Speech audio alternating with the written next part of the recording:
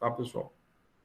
Bom, eu vou colocar para apresentar aqui para vocês a ementa, e aí a gente vai vendo as outras coisas também, tá? Bom, essa é a ementa da disciplina. Então, a gente vai ficar com a carga horária de 40 horas, né, da disciplina. Vocês vão precisar entender como que é o processo saúde-doença, os fatores ambientais do processo, as necessidades humanas básicas, tipos de doença, cadeia epidemiológica das doenças e o sistema imunológico. Porque o sistema imunológico, como eu falei, é muito importante. Como eu falei, o inflammation. O idoso ele tem uma inflamação contínua. Então, qualquer doença pode ser muito grave para ele. Então, quando vocês estiverem cuidando do idoso, tem que cuidar com muito cuidado. Os objetivos é que vocês compreendam as interações sociais e a influência das interações sociais no processo saúde-doença. Então, eu tenho amigos, contato com pessoas, não ficar isolado. O idoso, às vezes, fica isolado, é ruim para ele. Então, é importante você ter contato com pessoas. Conhecer a influência do meio ambiente no processo.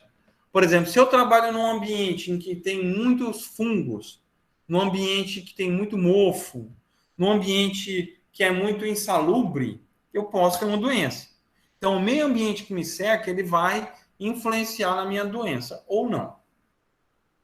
Conhecer as vacinas utilizadas pela pessoa idosa e a importância. Vocês vão saber quais são. Hoje em dia, o idoso está tomando vacina para Streptococcus pneumoniae, para hepatite, até mesmo para herpes, para HPV. Tem alguns idosos que já estão tomando para alguns vírus.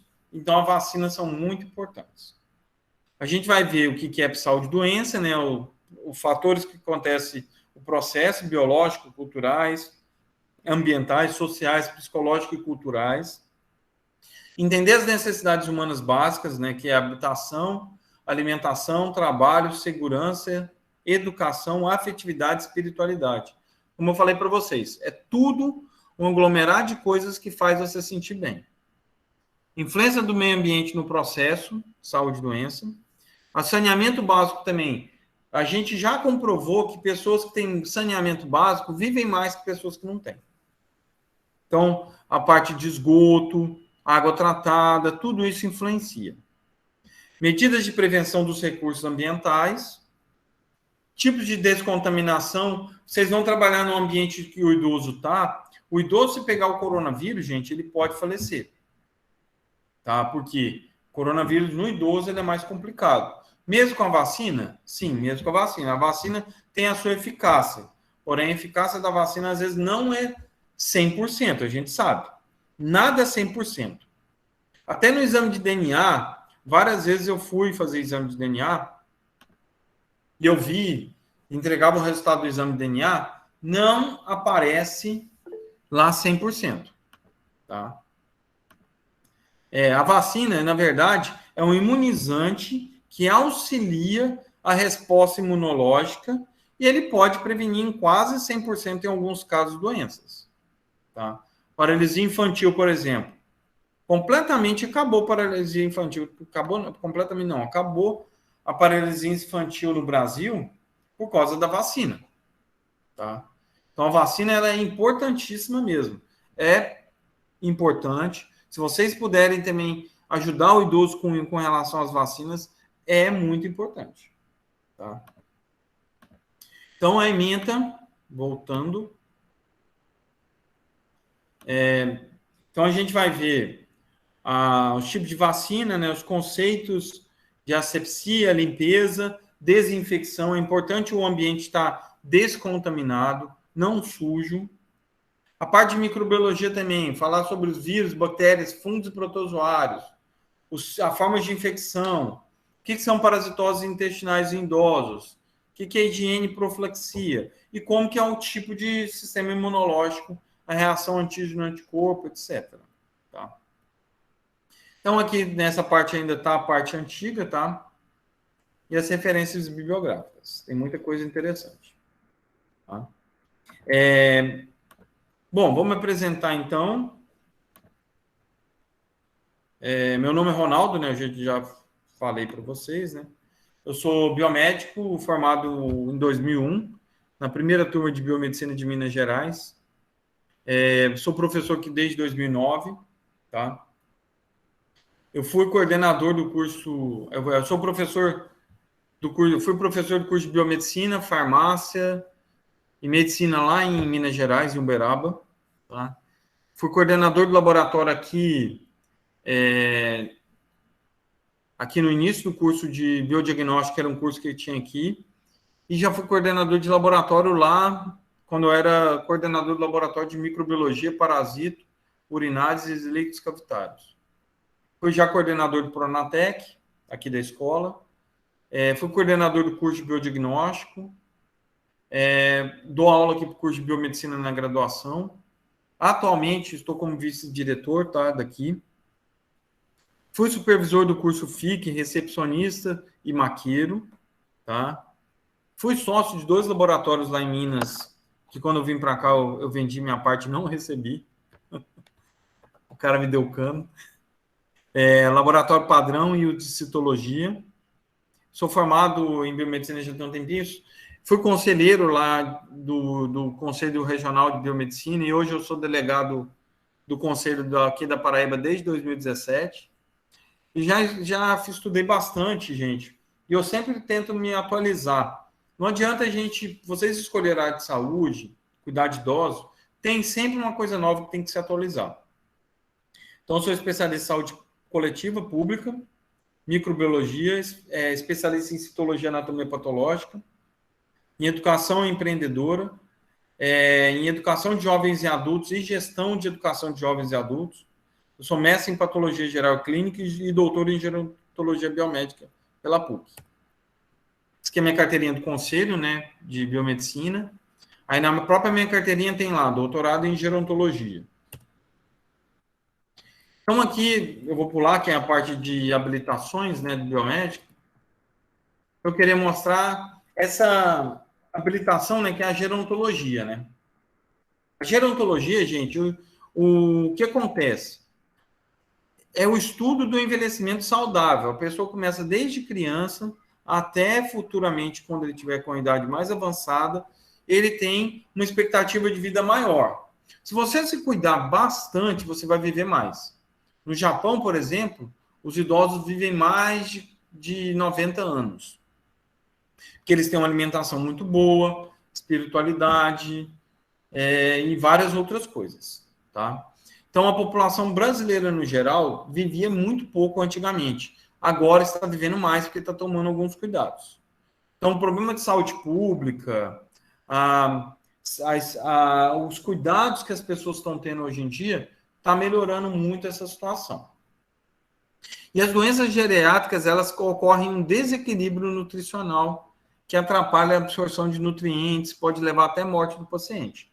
O meu pai estava com 79 anos, não estava comendo, não bebia líquido, até chegar num ponto que ele teve uma infecção e o organismo não respondeu.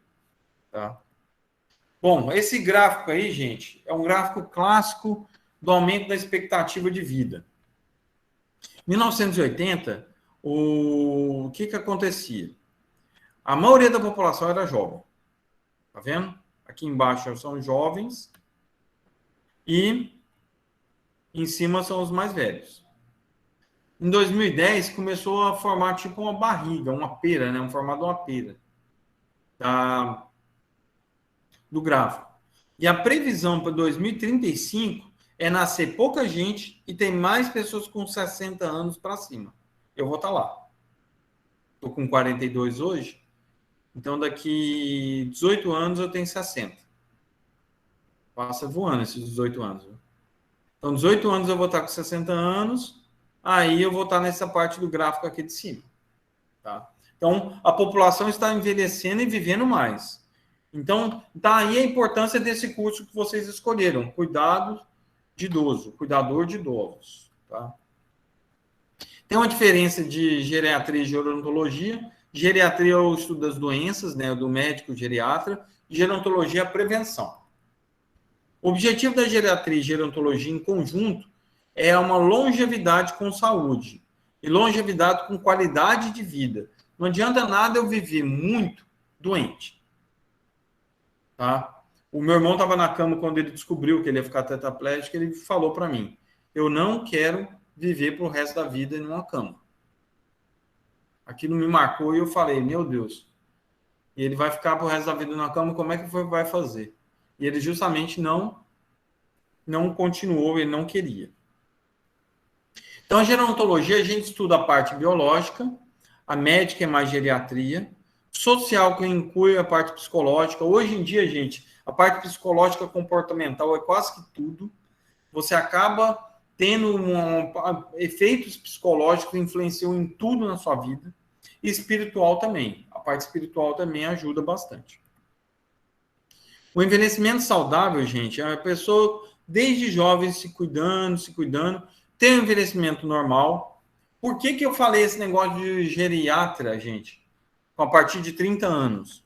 Que a partir dos 30 anos acontece uma situação fisiológica normal que se chama-se encurtamento dos telômeros.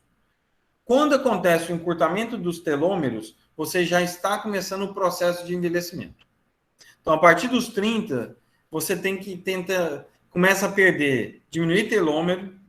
Entre os 30 e 40, você começa a perder colágeno, que dá elasticidade à pele.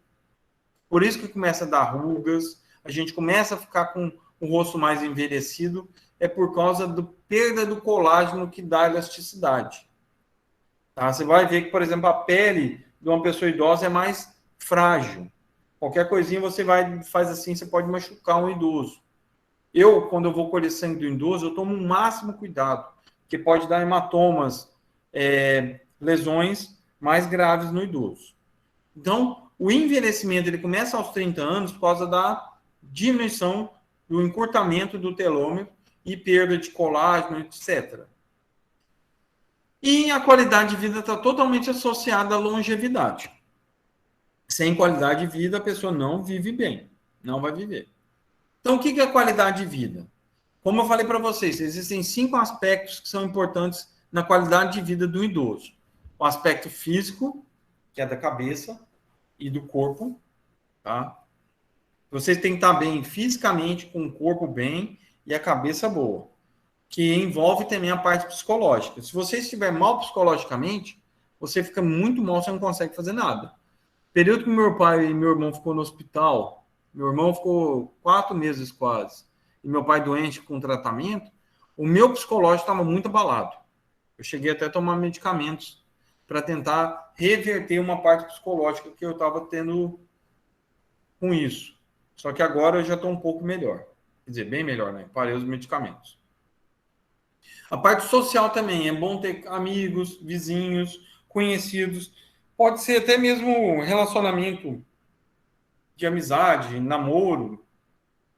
Até mesmo em rede social. A rede social ajuda a gente a conversar com os amigos. Eu tenho amigos de infância com conversa até hoje por WhatsApp, Facebook, Instagram. Eu mantenho esse contato, que é importante. Tem a parte espiritual, que é a parte de religiosidade que eu falei para vocês, tem que acreditar em alguma coisa, e intelectual. Isso é importante, viu, gente? Quanto mais você exercitar o seu cérebro, mais você vive sem ter Alzheimer e Parkinson, que são doenças degenerativas do cérebro. São doenças que podem provocar lesões no cérebro, que podem evoluir para o Parkinson, que é parte do sistema nervoso, e o Alzheimer, que é esquecimento, agressividade, etc. Tá? Então, por exemplo, uma dica que eu aprendi na gerontologia é que a gente precisa fazer palavra cruzada, escrever, desenhar, pintar, para você estimular intelectualmente e você continuar sem ter essas doenças. Tem vários trabalhos que comprovam quem estuda, lê, faz trabalhos manuais, escreve no papel, faz coisas, mexe no computador, usa criatividade, costuma viver mais e sem doenças dessas intelectuais. Tudo tem a ver, gente, com estilo de vida. Se você tiver um estilo de vida bom, fisicamente, psicologicamente, social, todos esses aí você vai estar bem, tá? Então, precisa o idoso, tanto o idoso como a gente também, precisa ter todos esses aspectos para ter uma qualidade de vida e estilo de vida bom. Como eu falei no início da aula, gente, para prevenir uma doença, primeiro tem que entender como que acontece a doença. A doença ela pode ser adquirida ou a partir de contato com micro-organismos, essa doença infecciosa, ou a partir de genética, que às vezes, por exemplo, tem fatores genéticos na família. Por exemplo, eu tenho um câncer genético na minha família que ele é intestinal. Ele deu em 50% dos meus tios. Câncer de intestino. Então, a chance de eu ter é grande. Tá? Então, existe um fator genético e tem os tipos de doenças que são evolutivas silenciosas. Que a pessoa tem um contato, por exemplo, com um micro-organismo, um contato com, por exemplo, a vida inteira você comeu muito sódio, muito sal, a pressão vai subindo, é silencioso. Se a pessoa não fizer exame de pressão arterial, ela não vai saber, e quando vê, está já avançado, nem medicamento não adianta mais. Então, a doença ela é infecciosa ou ela é inflamatória. Inflamatória é que ela acontece aos poucos até evoluir a danos. E para você saber se a doença é infecciosa ou inflamatória, precisa de exames. Tá? A outra prática que é importante é a prática de prevenção. Existem 3 tipos de prevenção. A primária, que tem a ver com estilo de vida. Se eu praticar exercício, como o médico falou hoje para mim, eu falei, doutor, eu quero um medicamento para mim diminuir minha ansiedade, eu quero um medicamento para diminuir meu ácido úrico, meu colesterol. Ele falou, o medicamento é você fechar a boca, se alimentar bem e fazer exercício físico. Eu falei, acho que foi um tapa que ele me deu na cara, né? Que a gente não vê que, na verdade, existem coisas simples que a gente faz que não é medicamentosa, porque o medicamento, gente, é uma coisa que ela é agressiva. Ele mesmo falou, eu não vou te dar um remédio que vai ser agressivo para você, eu não vou te dar um inibidor de apetite, eu quero que você naturalmente evolua e melhore. Eu falei, não, tudo bem. Na hora eu achei meio ruim que ele não me deu o remédio, mas foi bom. Então, a prevenção é o melhor remédio. Tá? Prevenção, estilo de vida, alimentação, etc. Prevenção secundária é quando tem um diagnóstico precoce. Por exemplo, a minha pressão, às vezes, arterial começa a aumentar um pouquinho.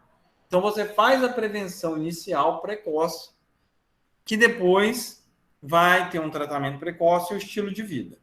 E a prevenção terciária é quando você já tem a doença, tem que tomar um medicamento só para controlar, fazer exames periódicos e prevenir uma recidiva, por exemplo, o diabético. Você já tem diabetes. Na prevenção secundária, a pessoa é pré-diabética, então tem reversão. A terciária já não tem prevenção. Tá? Então, essas são as prevenções das doenças. Tá todo mundo aí, gente? Que ninguém não falou nada? Alguém falou alguma coisa aqui? Estamos, professor. Pelo menos eu estou aqui. Prestando atenção, professor, na aula. Tá bem aí? Estamos aqui, professor. Tá muito chato? Tudo bem, professor. Não, tá ótimo. Estamos escutando, professor. Tá ótimo, professor. Ah, então beleza. Show. Vamos ver. É porque eu paro assim, que às vezes tem gente que começa a dormir, aí é bom. Alguém fez uma pergunta aqui. Sobre o CRISPR. Seria opção, independente disso, há grandes avanços na biotecnologia, mas... Sim, CRISPR eu não sei o que significa CRISPR, não. Melhoramento genético eu sei. Melhoramento genético, gente,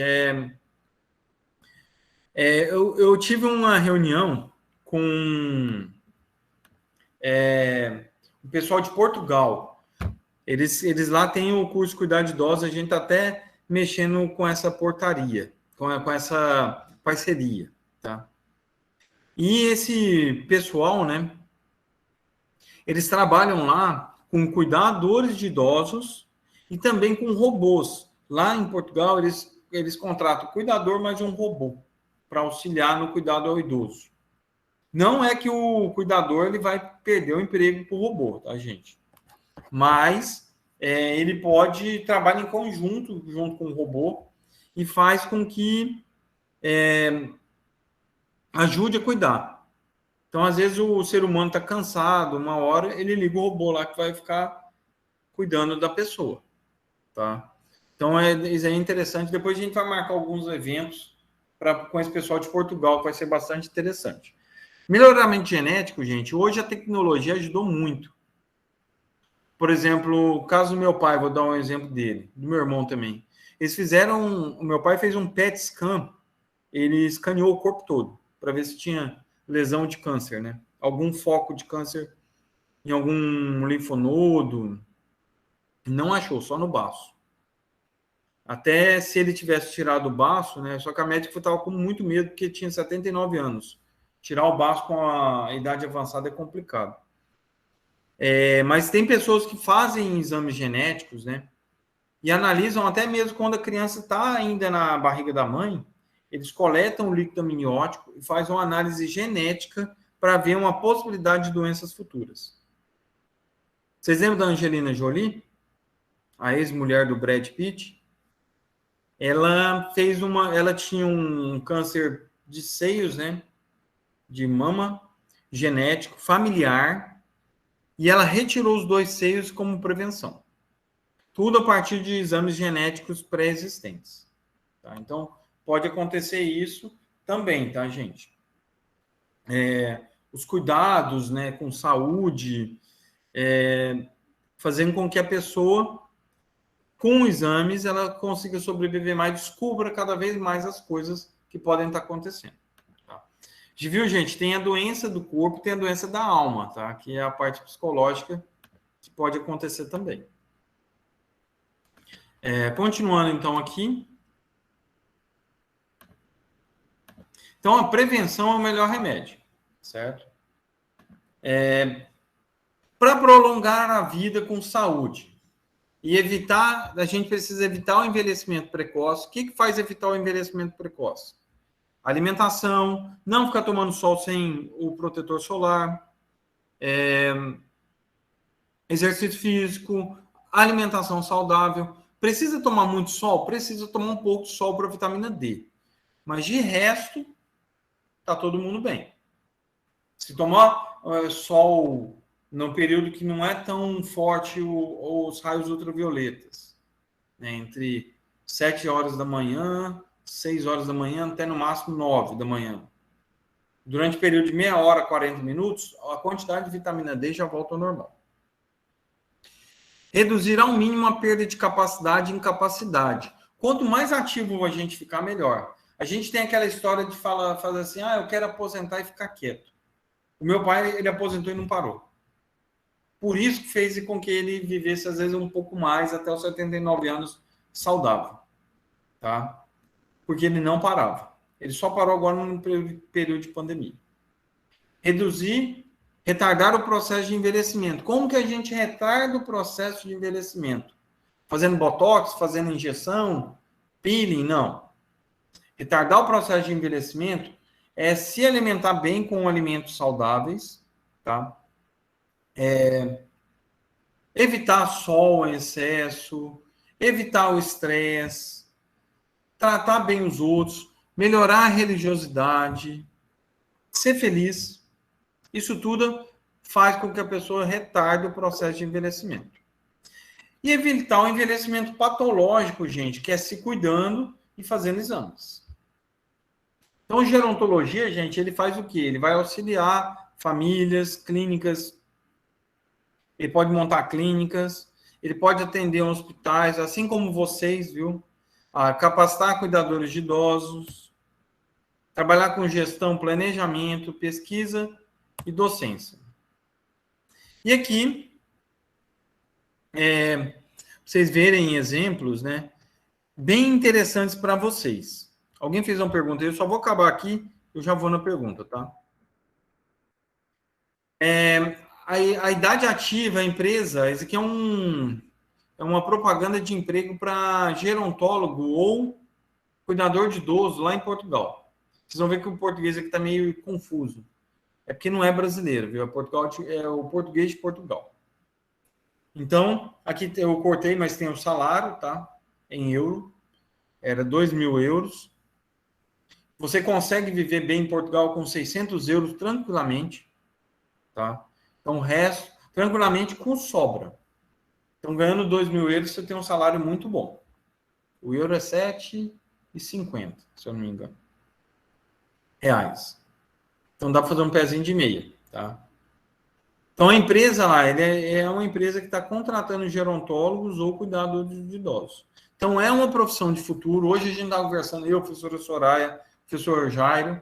O cuidador de idoso, gente, vai ser importante.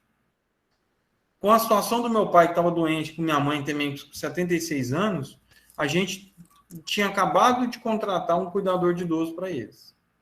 Só que ele acabou falecendo. Agora, minha mãe, a gente ia colocar um cuidador com ela, ela não quer. Então, por enquanto, a gente não quis, entendeu?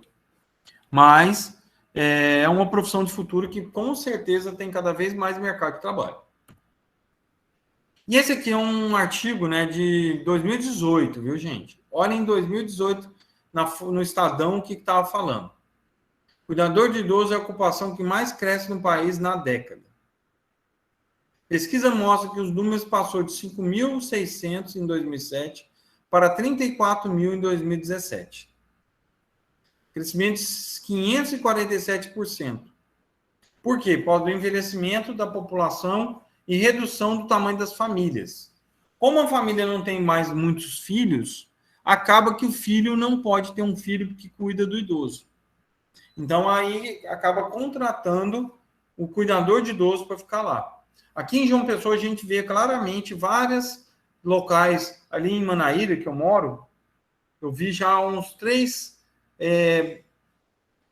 ambientes de cuidados de idosos. Lá em Uberaba, que eu estava agora, eu estava procurando o lugar, como eu falei, para o meu irmão ficar, e eu encontrei lá, só tinha um, há 2 anos atrás. Tem 12 clínicas geriátricas, clínicas de cuidado ao idoso, em que lá tinha cuidador de idoso, que eu vi, tinha enfermeiro, tinha técnico de enfermagem, tinha médico que atendia lá os idosos. Então, são clínicas que moram 30, 40 idosos, cada um no seu ambiente, normalmente um quarto para 2 pessoas, e os idosos ficam lá no ambiente, um vivendo harmoniosamente com o outro. E o cuidador de idoso, ele está lá nesse local. Então, é importante vocês, que é uma área muito apaixonante, eu amo idoso. Eu adorava sentar com meu pai, com meu avô, e ficar conversando horas e horas.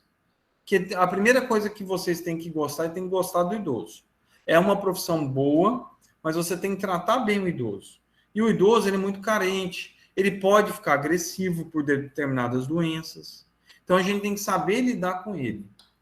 E a profissão que está ainda muito em alta. Tá? Bom, dúvidas, gente? Por enquanto? Sou. Sim, peraí, deixa eu ver se alguém... Patrícia. Pode falar, Patrícia.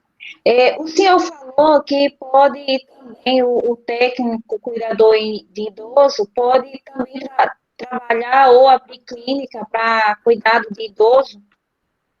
Sim. Isso? Bom, tá. Ficou um pouco subentendido para mim. Para abrir uma clínica, qualquer pessoa pode abrir. E eu não preciso ser gerontólogo, geriátrica, não precisa. Só que você vai ter que ver na prefeitura o que é necessário para abrir uma clínica de geriatria. A gente não pode abrir uma clínica para atender idosos em casa. Eu sei. Aí é clandestino.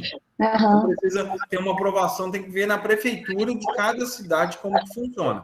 Entendi. Tem que ter um responsável técnico. Você pode ser dona da clínica. Mas o responsável técnico tem que ver na legislação da cidade se tem que ser um médico, tem que ser um biomédico gerontólogo, enfermeiro gerontólogo, tem que ver na legislação. Uma outra coisa também, se eu não me engano, no começo do curso, eu não sei se foi o pessoal da coordenação, mas existe uma pós-graduação em gerontologia. Sim, Isso me interessou muito. Aí eu queria saber como é que faz para chegar a fazer essa pós-graduação. Sim. A gente tem essa pós-graduação aqui na Escola Técnica, que é a especialização em gerontologia. Essa especialização, gente, é pós-graduação. Vocês precisam ter um curso de graduação, licenciatura, bacharelado ou tecnólogo para fazer, tá? Então, é uma pós-graduação. Pós-graduação é depois. Existem também pós-técnico, que a gente está estudando fazer pós-técnicos aqui, até na área de idosos também. Então, se vocês, para fazer a especialização, a gente aprovou agora, tá? Já vocês vão, a gente vai divulgar para vocês. Quem tiver um curso de graduação pode se candidatar. Tá, esse vai sair edital, tem previsão de quando? Foi aprovado agora, o edital está sendo montado agora. Ah, entendi. Mas não saiu ainda não, mas quando sair a gente avisa para vocês. Tá bom, tá joia, professor, obrigada. Tá. Então, gente, ó, é interessante essa pergunta aí. Vocês podem atuar nessa especialização se tiver graduação, tá, gente? Foi uma pergunta, deixa eu ver aqui. É o Darius Duran, né? Ele falou, 60% do nosso corpo é oxigênio, mais carbono, nitrogênio, isso. A grande parte do nosso corpo é água. Por isso que a gente precisa muito de líquido de água. Só que a água, gente, a gente não consome somente, igual meu pai, bebia um copo de água por dia. Ah, mas como que ele vivia? Porque você acaba absorvendo água também de outros ambientes, do alimento. Você pode absorver a água de um feijão, do caldo de feijão, de um suco, de um refrigerante. Claro que não é saudável. Tá? Então, essa parte da geriatria, gerontologia, do cuidar de idosos, é importantíssimo para que vocês entendam bem e vocês possam depois atuar mais direto com esse idoso. Então, assim, vocês podem montar uma clínica de idosos, não tem problema nenhum. Mas precisa do responsável técnico para assinar. Então, aí precisa do nível superior. Marisa. Muita gente toma remédio para dormir. Quando chega ao envelhecimento, muitos já começam a ter esquecimento. Remédio de dormir ajuda nesse esquecimento? Não. Acho que não tem nada a ver, não. O remédio para dormir, na verdade, é porque a pessoa está ansiosa, está com alguma estresse, aí toma remédio para dormir. Então pode acontecer mas não tem nada a ver, essa relação não existe, não. Remédio para dormir com esquecimento, não. Tá? Entenderam, gente? Por enquanto, tudo ok? Então vamos continuar. Ó, eu vou continuar para não ficar tão cansativo. Eu dou uma parte da aula e eu passo um texto para vocês lerem depois no Siga, tá? Para não ficar cansativo, porque senão vocês vão achar assim, nossa, que aula cansativa, que uma aula, gente, no máximo tem que ter em torno de 50 minutos, 1h30. Porque senão a partir daí já não é mais proveitosa, tá? Então eu passo um texto para vocês verem depois para complementar a aula. Bom, então vamos lá. Espera aí. Pronto.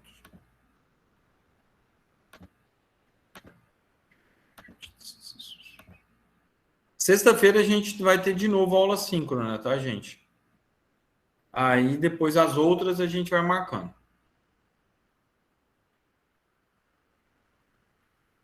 Correto. Tá. Bom, estão vendo aí? Bom, esse aqui é um livro que eu vou postar lá. Depois vocês vão ler com calma, tá? Sem pressa. Que é um capítulo de um livro que chama Processo, Saúde e Doença, da doutora Lucila Amaral Carneiro Viana. Eu recomendo que vocês leiam, tá? Para entender um pouco melhor. Que é de uma especialização Olha lá, ó, especialização em saúde da família. Então, aqui explica o que é o processo, saúde e doença, tudo. Tá? O que é a doença? A doença, ela é compreendida como apenas por meio de medições fisiológicas, tá? Então, a gente considera a doença, né, quando ela tem medição fisiológica. Por exemplo, eu não posso falar assim, eu estou doente. Não, você pode estar com uma ansiedade, que é uma doença psicológica, pode ter outras coisas. Mas, normalmente, a gente precisa medir uma aparelho de pressão, fazer exame de sangue, ir ao médico, o médico faz o exame clínico.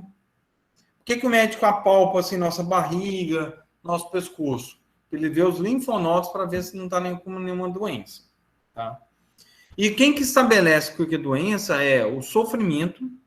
Então, se a pessoa está sentindo algum sofrimento, tipo de sofrimento, então é considerado uma doença. Dor, o prazer, que às vezes você não consegue ter prazer, ou tem prazer em determinadas coisas, ou não tem prazer nunca, então isso também pode indicar uma doença. Enfim, os valores e sentimentos expressos pelo corpo que adoece. Tá? Doença não, na verdade, gente, ele pode guardar uma relação com sofrimento, mas às vezes a pessoa está doente sem sofrimento. A pessoa está com doença, está doente, mas não tem alteração nenhuma. Faz exames físicos ou não tem nenhuma dor ou nada. Mas qualquer dorzinha que às vezes está sentindo pode ser alguma coisa. Tá? Então, o estado de doença é muito vago, é difícil você ter uma certeza do que é uma doença. E lembra que as doenças podem ser infecciosas, provocadas por micro-organismos, e inflamatórias, que pode ser silenciosa também. Tá? O que é saúde? Saúde já é diferente de doença. A saúde, gente, é silenciosa. Normalmente, quando a gente percebe que está com problema de saúde, é porque você sente alguma dor. Então, normalmente, quando você sente, é uma doença. E quando você não sente nada, é silencioso, você está em plenitude, você não sabe que você está sendo saudável, está com saúde. Tá? Então, é importante o quê? Ouvir o próprio corpo, para ver se o corpo realmente está tendo alguma coisa, fazer check-ups, tá? Às vezes pode ser uma dor de estômago que eu sinto, pode ser uma úlcera que eu estou tendo. Anteontem, a mãe de uma amiga, muito amiga nossa, foi parar no UTI com uma úlcera que rompeu o estômago dela e vazou sangue para tudo quanto é lado. Então, às vezes é silencioso, tá, gente? E existem fatores que permitem com que nós, seres humanos, vivemos melhor. Alimento, água, o ar que a gente respira, o clima, habitação, trabalho, tecnologia, relações familiares e sociais. Tá? Por exemplo, o João Pessoa. Por que João Pessoa é tão procurada por turistas para ficar aqui? Porque João Pessoa é uma cidade turística, bem agradável, que o pessoal gosta de ficar aqui. Então, é uma cidade que dá um ambiente bom para se morar. Tá? Então, a reflexão do que é o processo de saúde e doença ou adoecimento vai depender muito da situação e o ambiente influencia também, o ar, o clima. Por exemplo, esse clima de João Pessoa, essa temperatura, ela é muito boa para evitar doenças respiratórias. Tá? Agora, nessa época, diminui um pouquinho a doença. A temperatura e começa a dar umas infecções respiratórias. E o processo de saúde e doença, ele é um processo que acontece que é a transição entre a pessoa estar saudável para começar a ficar doente. Tá? Exemplo, eu estou com uma minha pressão 11/8. Aí eu vou lá, meço a minha pressão, ela passou para 12/9. Depois, ela já está no limítrofe. 12/8, 12/9 é o limítrofe. Mais que isso é considerado hipertensão. Então, se você estiver acompanhando e o processo de mudança acontecer, isso faz com que você esteja nesse processo de saúde e doença. Vou dar um exemplo da minha esposa. Ela está com pré-diabetes. A família dela tem vários diabéticos. Ela está tomando um medicamento chamado glifagem toda noite para diminuir a glicose. Ela tinha uma vontade muito grande, depois do almoço, de comer doce. Aquela vontade, e ela estava tendo suores noturnos, características clínicas, características de quando a glicose está alta. Aí ela procurou um médico endócrino e acabou fazendo o diagnóstico de pré-diabetes. Então, ela está naquele processo pré. Não é diabético, pode retornar a não ser diabético. Tá? Não tem nada. Então, esse processo ele é devagar e a ESF, Estratégia de Saúde da Família, os PSFs, eles servem para isso, para esse acompanhamento, para você não evoluir para uma doença. Tá?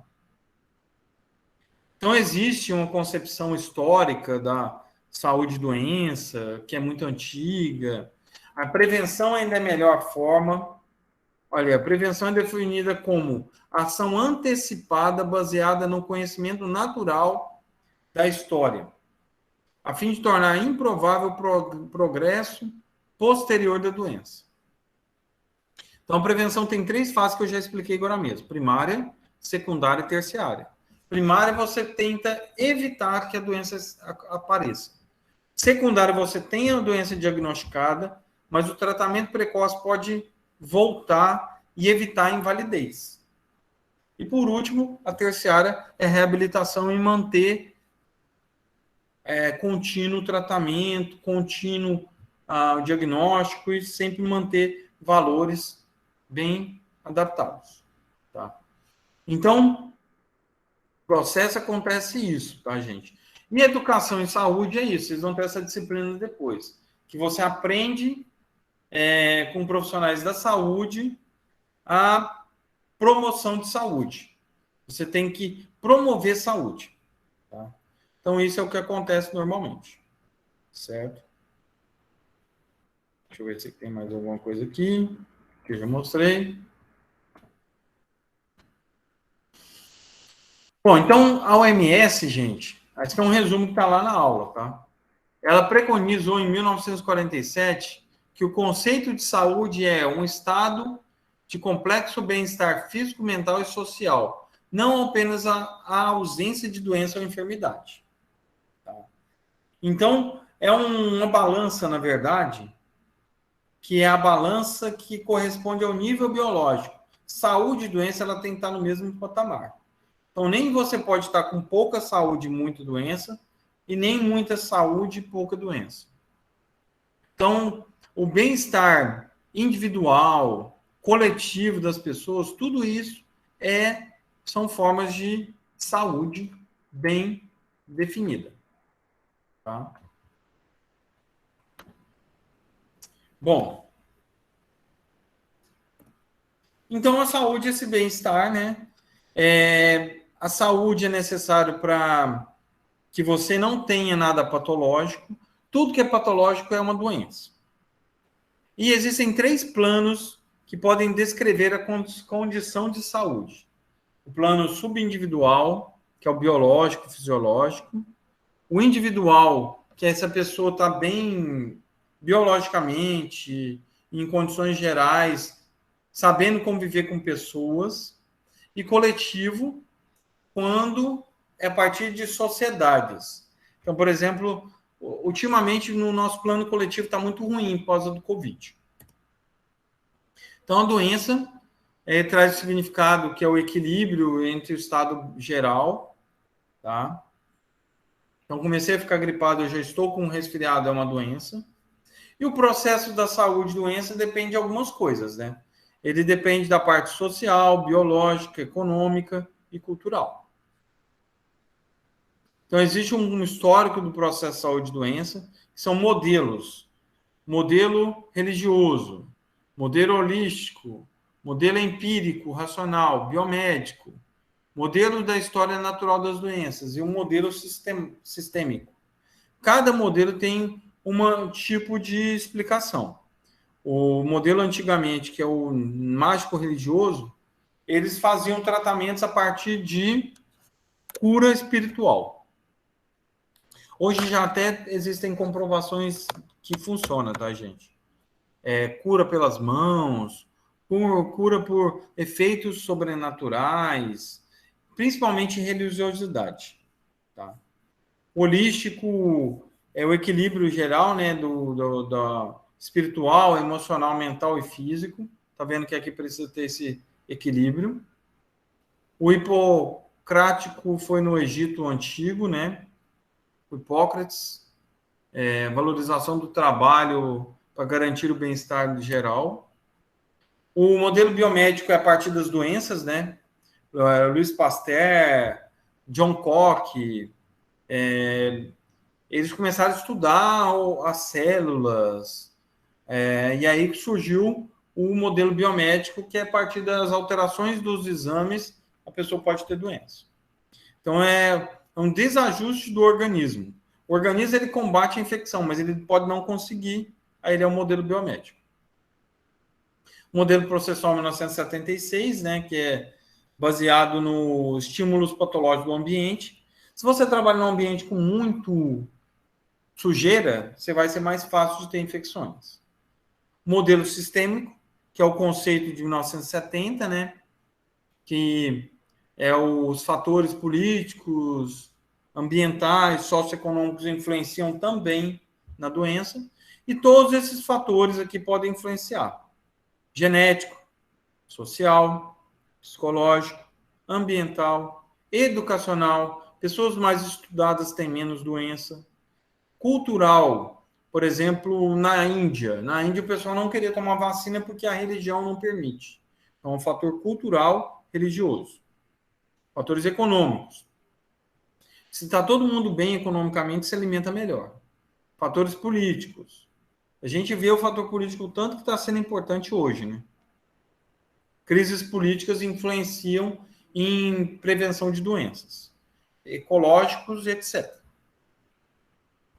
Então, existem modelos que são criados, né, que são modelos que, a partir da educação, condições socioeconômicas, condições de trabalho, prevenção, água e esgoto bem tratada, habitação, tudo isso influencia no estilo de vida de indivíduos saudáveis. E, por último, eu acho que eu já falei demais, né? Necessidades humanas básicas. Todo ser humano ele precisa de necessidades humanas básicas, que é chamado de NHB, que é conhecida também como a teoria de Maslow. Eu não vou perguntar essas teorias em prova não, tá, gente? Que é de 1951, que é necessidades básicas que a pessoa precisa. Essas necessidades básicas, gente, em primeiro lugar, a gente precisa de necessidades fisiológicas. Então, comida, água, sexo, sono, repouso, horário de trabalho, intervalo de descanso e conforto físico. Isso é básico. Todo mundo precisa para viver, tá? Depois tem o de segurança. Então, você tem liberdade de ir e vir, segurança da violência, ausência de poluição, ausência de guerras, trabalho seguro, remuneração e benefícios e permanência no emprego. Isso são formas de segurança que faz você viver mais. Sociais, amizade, interação, chefe amigável, família, amigos, grupos sociais, comunidades. Então, o efeito da pirâmide de Maslow social também é importante. Estima. Aprovação da família, aprovação dos amigos, reconhecimento da comunidade, reconhecimento, responsabilidade, orgulho e reconhecimento e promoções, a estima melhora também. E por último, autorrealização. Para você ter autorrealização, você tem que estar bem com educação, religião, passatempos, crescimento pessoal, trabalho desafiante, diversidade e autonomia, participação de decisões e crescimento pessoal. Então, tudo isso estando bem, gente, você tem uma vida saudável e tranquila e feliz. Tá? Então, o mínimo que as pessoas precisam ter é esse primeiro. Certo? Que é fisiológico. Então, a necessidade motiva individualmente a pessoa. Então, esses níveis, por exemplo, a quantidade de oxigênio, a nutrição, a hidratação, a temperatura corporal, o sistema nervoso também, o ambiente, faz com que a pessoa vive bem. Necessidades fisiológicas. Por exemplo, João Pessoa, a gente respira um ar muito mais puro que qualquer outra cidade grande. Então, isso ajuda a gente a viver mais. Ingerir muito líquido ajuda a eliminar os fluidos, as coisas ruins do corpo. O intestino também elimina, pelas fezes, as coisas ruins. E o suor também. O meu avô, ele falava isso. Você tem que beber muito líquido e suar bastante o corpo. Então, recuperar energia é importante, o sono, o repouso também. A reprodução e prazer também é importante. Manter a pele limpa, as unhas aparadas, a higienização corporal também. Então, a parte psíquica também, tá? Saneamento básico, iluminação, lixo. Necessidades sociais, como, por exemplo, amor, afeição, sensação de pertencimento a um grupo é importante. Necessidade de ter pessoas à sua volta, família, amigos, professores. Alegria, tristeza, ansiedade também pode prejudicar a gente a viver melhor.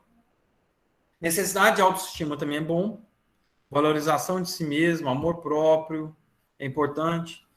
Todo mundo vai chegar hoje, depois da aula, bater no peito e falar: eu me amo, eu me amo. Aí as coisas vão melhorar para todo mundo. Tá? E necessidade de autorrealização. Vocês agora estão fazendo um curso, que é o Cuidado dos Idosos, que com certeza vocês vão estar futuramente autorrealizados. Tá? Então, o ambiente também facilita a saúde mental e ambiental também. E o nosso ambiente, por exemplo, quanto mais sujeira, queimadas, esgoto, a saúde ambiental influencia. Tá? E o idoso, tudo isso influencia. Tá? Ele precisa de ter um envelhecimento, um aumento de expectativa de vida e um ambiente bom para se viver. Tá bom? Dúvidas, pessoal? Falei demais, né? Alguém tem alguma dúvida? Quer perguntar alguma coisa?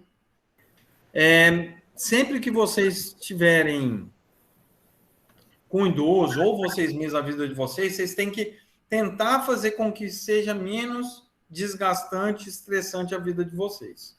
O que vocês todos estão fazendo aqui agora, aprendendo, estudando, isso vai ser importante para o futuro de vocês.